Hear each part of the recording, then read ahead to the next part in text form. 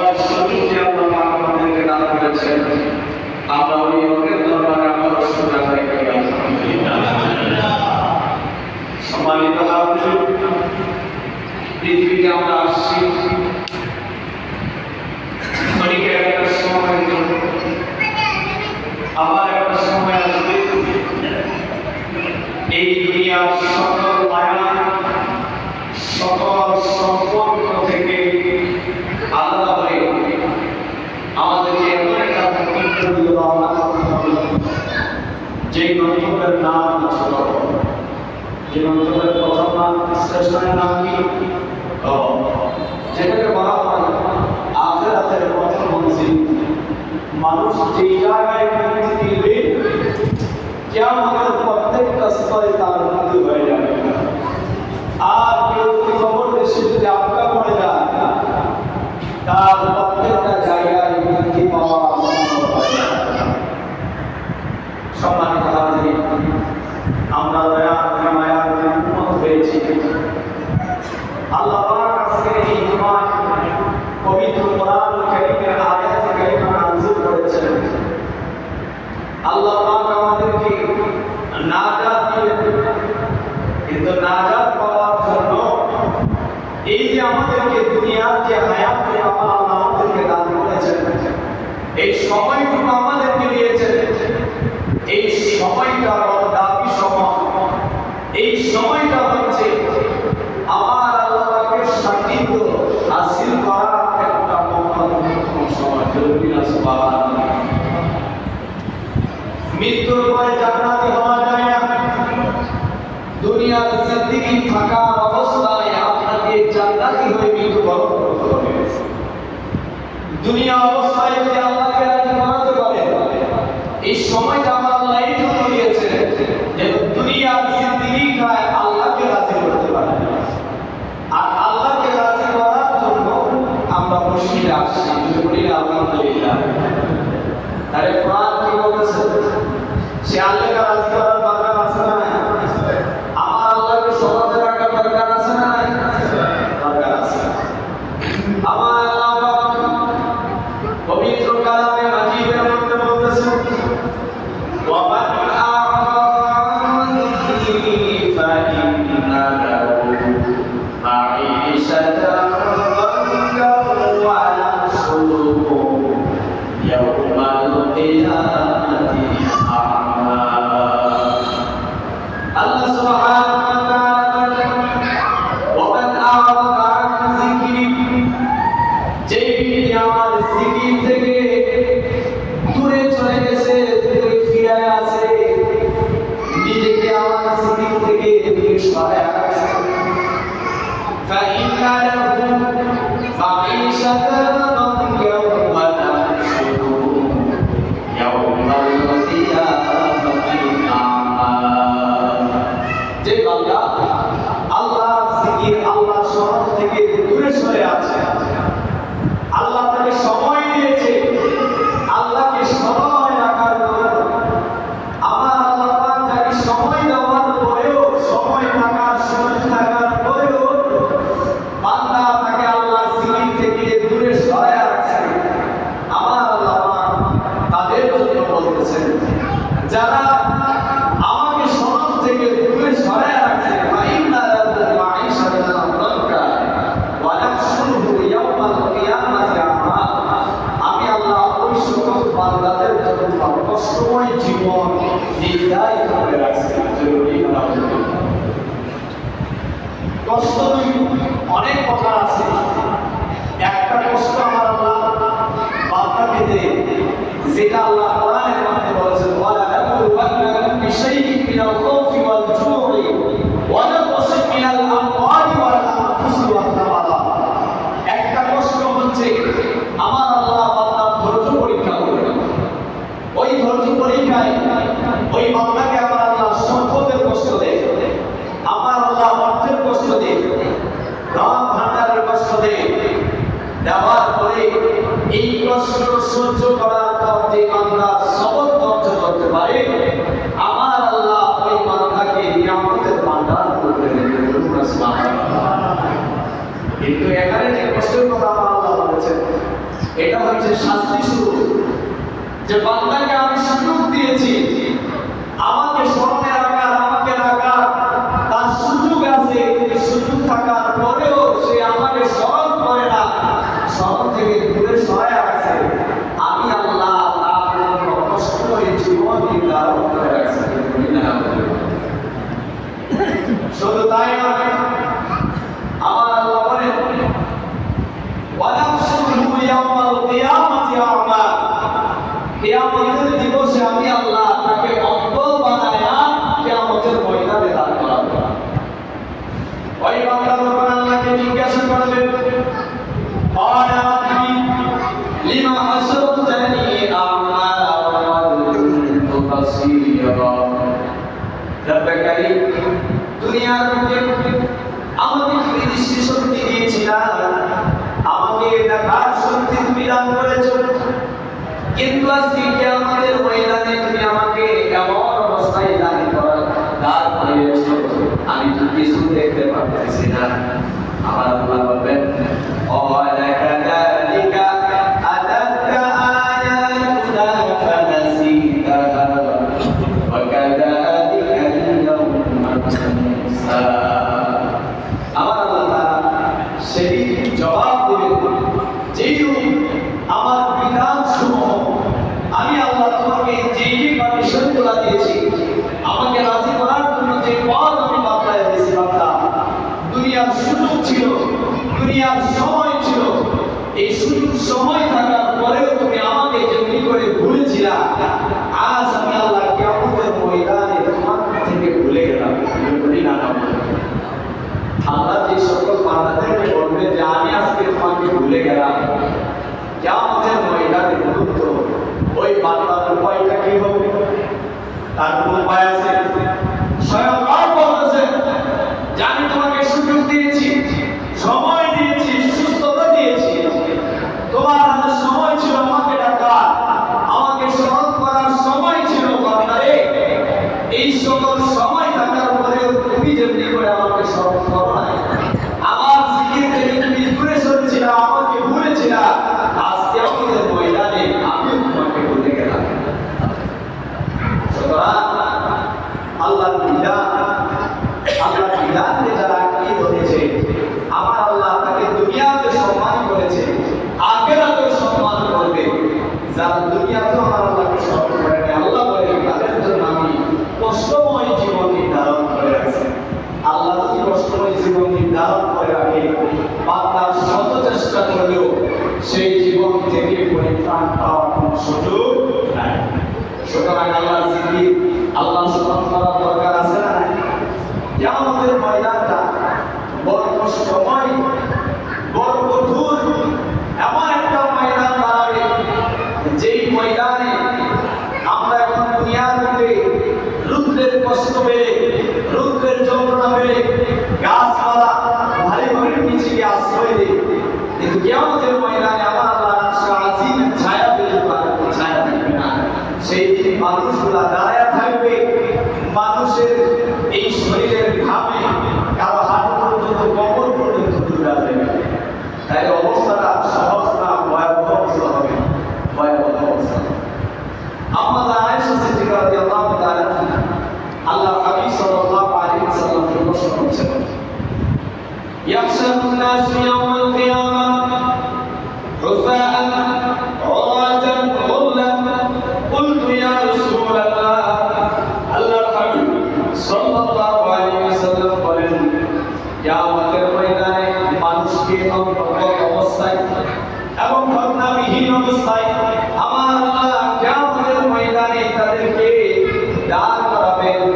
আয়েশা সিদ্দিকা বলেন, ইয়া রাসূলুল্লাহ, আর-রিজালু ওয়ান-নিসাউ জামিআন, কিয়ামতের ময়দানে সমস্ত মানুষ যুবক অবস্থায় দাঁড়াবে, নবী ইয়ানজুরু বা'দুহুম ইলা বা'দিন। আল্লাহ হাবিব সাল্লাল্লাহু আলাইহি ওয়াসাল্লামকে প্রশ্ন করছেন, আম্মা আয়েশা বলেন, নারী এবং পুরুষ দুটো অবস্থায় যদি কিয়ামতের ময়দানে যদি সমবেত হয়, ইয়া রাসূলুল্লাহ ইয়ানজুরু বা'দুহুম ইলা বা'দিন, তাহলে কি একজন আরেকজনের দিকে দৃষ্টি পড়বে না? আল্লাহ হাবিব বলেন, আয়েশা কিয়ামত মানুষের অবস্থা এমন হবে فقال يا عائشة الأمر أشد من أن يكون بعضهم إلى بعض আয়েশা মানুষ আল্লাহ পাকের দরবার থেকে মুক্তি পাওয়ার জন্য এমনি ভাবে পেরেশানি হবে মানুষ এমনি ভাবে বিভোর চিন্তায় মগ্ন হয়ে যাবে পাশে কে দাঁড়িয়ে আছে কে দাঁড়ানোর কোন অবস্থায় কে আছে এইভাবে মানুষের দিকে চাইতে দূরের কথা নিজের মুক্তির জন্য এমন ভাবে পেরেশানি হবে একে অপরের দিকে চাওয়ার মানুষের থাকবে না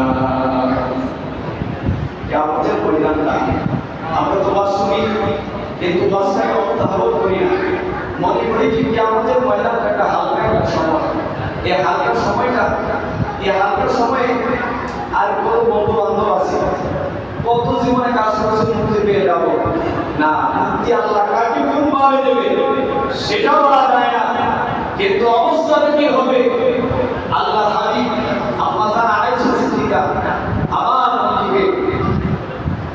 নবীজি একদিন আম্মা জান আয়েশা সিদ্দিকাকে প্রশ্ন করলেন ওয়া আয়েশা আন্নাহা যাকারাতিন নারি ফাবাকাত فقال رسول الله صلى الله عليه وسلم ما يبكيك আল্লাহ হাবিব সাল্লাল্লাহু আলাইহি ওয়াসাল্লাম হযরত আয়েশা রাদিয়াল্লাহু তাআলা বলেন এই জাহান্নাম কিয়ামতের দিবসের কথা স্মরণ করে যে আল্লাহ হাবিব তো বলেছেন যে কিয়ামতের ময়দানটা বড় কষ্টের হবে বড় যন্ত্রণার হবে এই কথাগুলো চিন্তা করে আম্মা জান আয়েশা রাদিয়াল্লাহু তাআলা কান্না করতেছিলেন আল্লাহ হাবিব আয়েশা সিদ্দিকাকে প্রশ্ন করলেন فقال رسول الله صلى الله عليه وسلم ما يبكيك আয়েশা তুমি কান্না করতেছো কেন হযরত আয়েশা রাদিয়াল্লাহু তাআলা জবাব দিলেন ইয়া রাসূলুল্লাহ قالت ذكرت النار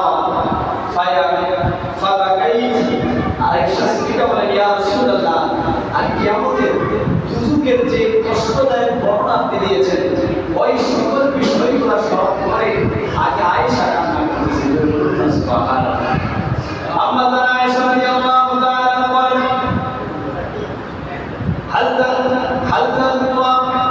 هل تذكرون أنكم يوم القيامة يا رسول الله কিয়ামতের ময়দানে নবী আপনি কি আপনার পরিবারের কথা স্মরণ রাখবেন কিনা এই হাদিসটা কেমন একটা হাদিস এই হাদিসের অনেক ভাইরা ব্যাখ্যা করে যে আল্লাহ হাবিব কিয়ামতের ময়দানে তার পরিবারের কথা স্মরণ রাখবে না তার আপনি আওলাদের কথা স্মরণ রাখবে না আলহামদুলিল্লাহ অথচ আল্লাহ হাবিব কিয়ামতের ময়দানে উম্মত যেই জায়গায় বিপদে পড়বে উম্মত যেই জায়গায় বাধাগ্রস্ত হবে উম্মত যেই জায়গায় তার আমলনামার জন্য আল্লাহর কাজ করাই উম্মত আসামি হিসেবে দাঁড়াবে সেখানে পরীক্ষা দেওয়ার তার ব্যবস্থা করবেন সুবহানাল্লাহ আমাদের প্রশ্ন করছেন যে কিয়ামতের ময়দানে নবী আহলে আওলাদের কথা কি মনে থাকবে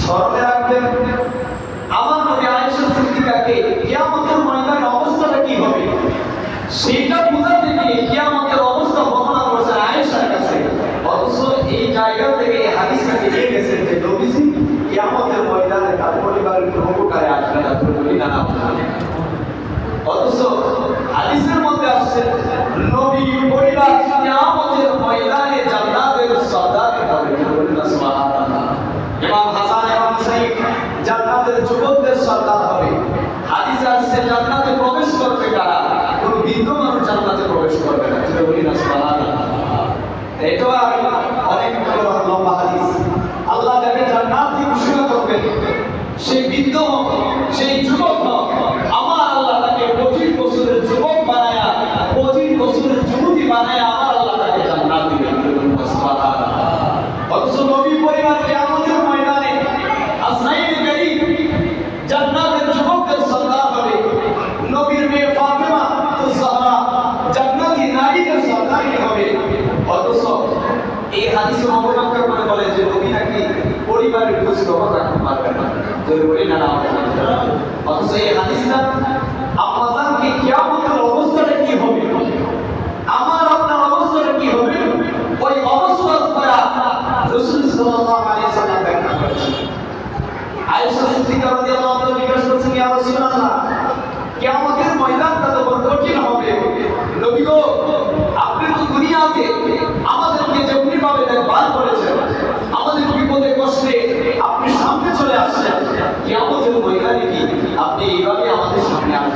কিয়ামতের ময়দান আমার নবী কিয়ামত দিবসের অবস্থাটা কি হবে সেটা বর্ণনা করেছেন। আল্লাহর হাবিব সাল্লাল্লাহু আলাইহি ওয়াসাল্লাম বলেন, আম্মা ফি তালাতাতি মাওতিন ফালা ইয়াদরু আহাদুন আহাদান ইনদাল মিজান। আয়েশা রে, কিয়ামত দিবসে তিন জায়গায় মানুষ তার পরিবারের কথা স্মরণ রাখবে না। কয় জায়গায়? তিন জায়গায় মানুষ তার পরিবারের কথা স্মরণ রাখবে না। প্রথম নাম্বার হচ্ছে আমার আল্লাহ রাব্বুল আলামিন ইনদাল মিজান। মিজান নামক মিজান শব্দ হচ্ছে তাই বলা, যেই জায়গায় মানুষের নেকি বদলকে ওজন করা হবে, সে কি ভালো কাজ করলো না মন্দ কাজ করলো, যার সংখ্যা নেকের সংখ্যা বাড়ি হবে আমার আল্লাহ তাকে মিজান থেকে মুক্তিদান করে দিবেন। আর যার গুনাহ সংখ্যা বেশি হয়ে যাবে মিজানে আল্লাহ হয়ে যাবে। আল্লাহ হাবিব বলেন, যখন ওই মিজানের মধ্যে প্রত্যেকটা মানুষ তার নেকি বদলকে যখন ওজন করবে, এটা এমন একটা সময় হবে, ওই সময় মানুষ শুধু তার উম্মতের চিন্তা করবে, তার সন্তানের চিন্তা করবে না, তার স্ত্রীর চিন্তা করবে না, পরিবারের অন্যান্য সদস্যদের কথা চিন্তা করবে না। ওই সময়টা সে তার নিজেকে বাঁচানোর জন্য এমন ভাবে পেরেশানি হয়ে যাবে। আল্লাহ হাবিব বলেন, তিন নম্বরে একটা জায়গা হচ্ছে ওই জায়গা, সেটা হচ্ছে আমাদের মিজান। ওই মিজানের পাল্লায় বান্দা তখন তার নিজের পেরেশানি বিচ্ছিন্ন হয়ে যাবে।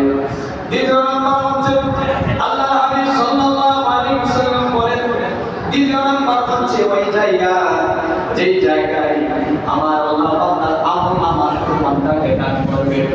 মানুষ ওই জায়গায় এমনভাবে চিন্তিত হবে, ডান হাতে যারা আমলনামা পাবে ওই মানুষটা মুক্তির পথ পেয়ে গেল, ওই মানুষটা মুক্তির পথ লাভ করলো। আর যে মানুষের হাত বাম হাতে কিছু দিক দিয়ে বাম হাতের মধ্যে দিবে, ওই মানুষটা জমিনের উপরে আটকে যাবে। ইয়া রাসূলুল্লাহ, আমার নবী বলেন, আয়েশা রে, মানুষ ওই জায়গাটায় এমন ভাবে পেরেশানি হবে, ওইখানে হচ্ছে তার দুনিয়ার সম্পর্কে সে ভুলে যাবে, ওই জায়গায় সে তার নিজেকে কি পেরেশানি থাকবে।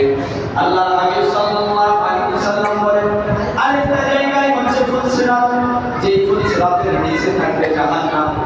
মানুষ ওই ফুলসিরাতটা যখন পার দিবে, ওই জায়গাটা যখন অতিক্রম করবে, ওই সময় মানুষ এমন ভাবে পেরেশানি হবে, কারণ 30,000 বছরের লম্বা যে রাস্তাটা চুলের চাইতে জীবন ঘেরার চাইতে হার, এমন একটা জায়গা দিয়ে মানুষ যখন অতিক্রম করবে, ফুলসিরাতের উপর যে জায়গায় বলা হয়েছে, ওই জায়গায় কোনো মানুষ যদি পড়ে যায়, তার নিচে হচ্ছে জাহান্নাম। ওই জায়গায় মানুষ এমন ভাবে পেরেশানি হয়ে যাবে, যেই জায়গায় মানুষের সম্পর্ক সমস্ত বিচ্ছেদ সেখানে ঘটাবে, ওই জায়গায় মানুষ তাদের সম্পর্কের কথা ভুলে যাবে। আমাদের আয়েশা সিদ্দিকা রাদিয়াল্লাহু তাআলা আমার নবী যখন এই হাদিস বর্ণনা করেন, সার বর্ণনা শুরু করলেন, তাই আল্লাহর হাবিবের বর্ণনা অনুযায়ী কিয়ামতের ময়দানটা সহজ না কঠিন? কেমন কঠিন? দুনিয়া যদি আপনি এর চাইতে দুনিয়ার সবচাইতে কঠিন বিপদের মধ্যে যদি পড়েন, আপনি আর কাউকে না কাউকে, আপনার বন্ধু বলেন, আপনার ভাই বলেন, আপনার বাবা বলেন, কাউকে না কাউকে আপনি পাবেন। কিন্তু কিয়ামতের ময়দানে এই তিন জায়গায় মানুষ কোনো বন্ধুকে খোঁজার চিন্তা আসবে না। সুতরাং কিয়ামতের দিন শুধু মুক্তি পেতে চান, তাহলে এক আমল করার দরকার আছে না? এক আমল করার দরকার আছে। এই মাসটা হচ্ছে শাওয়ালের মাস। কিসের মাস? শাওয়ালের মাস, রমজানের পরের মাস। আল্লাহ হাবিব সাল্লাল্লাহু আলাইহি ওয়াসাল্লাম বলেন, মান সামা রমাদান সুম্মা আতবা'াহু সিত্তান মিন শাওয়াল। আল্লাহ হাবিব সাল্লাল্লাহু আলাইহি ওয়াসাল্লাম বলেন, রমজান শেষ করার পর যখন শাওয়াল মাস যখন প্রবেশ করবে, ওই মাসে যদি আমার উম্মত যদি 6টা রোজা রাখে, কানা সিয়ামিল দাহরি, আল্লাহর হাবিব বলেন, এই 6টা রোজা যে রাখবে, আল্লাহ তাআলা তার আমলনামাটা এমন ভাবে লিপিবদ্ধ করে দিবেন যে সারা বছর ওই বান্দা রোজা রাখছে। সুবহানাল্লাহ। রমজানের 30 দিন আর এই শাওয়ালের 6 রোজা যে রাখবে, আল্লাহর নবী বলেছেন, আমার উম্মতের আমলনামাটা আমার আল্লাহ এমন ভাবে লিখে দিবেন, আমার বান্দা যেন সারা বছর আমি আল্লাহ সন্তুষ্ট রোজা রাখছি। সুতরাং আমরা যারা আছি, মা বোনেরা যারা আছি, এই 6টা রোজা রাখার চেষ্টা করবো। পাশাপাশি রমজান যে কিভাবে আমল করেছি ওই আমলটাকে ধরে জীবনকে পরিচালনা করা এবং জীবনকে সুন্দর করা তৌফিক আল্লাহ পাক আমাদের সকলকে দান করুন। আমরা বলি আমিন। যারা